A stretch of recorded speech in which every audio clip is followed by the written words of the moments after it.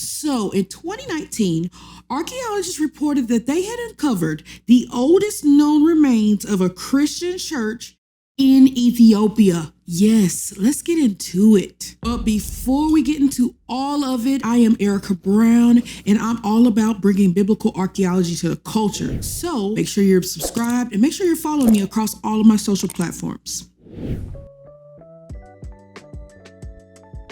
Okay, so get this. Archaeologists were working in Ethiopia at the ancient site known as Bete Samati, which is a site that's located near the modern-day border of Eritrea, when they found this huge ancient church. I mean, seriously, the church is about 60 feet long and 40 feet wide.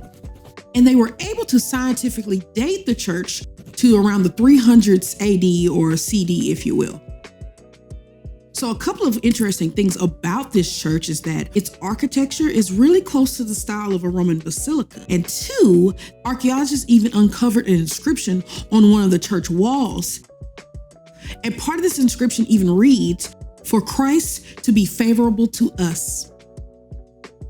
And in this same area, archaeologists even found this cross pinned with this writing on it.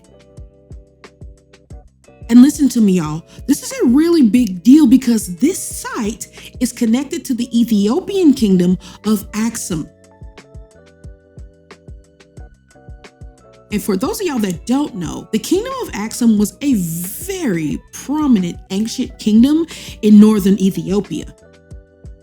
Now, this kingdom was located along a major, and I mean major, international trade route by the Red Sea. I mean, this major trade route extended all the way up into the Roman Empire and even on into India. Like I said, y'all, this kingdom sat along a major trade route. But the kingdom of Axum is also important because it is one of the earliest places where we see Christianity show up within the sub-Saharan region of Africa. Now, up until the discovery of this church building, we really only knew about the early arrival of Christianity in Ethiopia through textual traditions.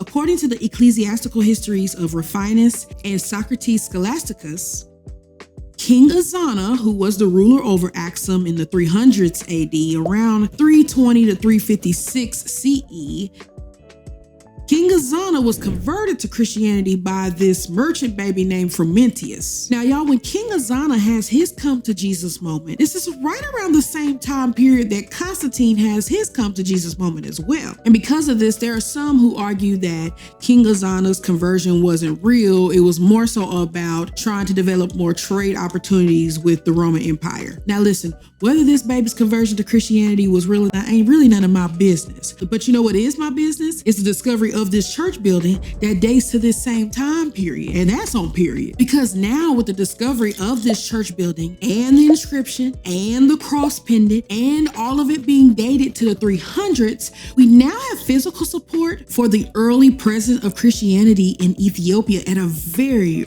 early date. And let's be clear, the kingdom of Axum was not under Roman rule. Let me repeat that. Come here. The kingdom of Axum was not under Roman rule.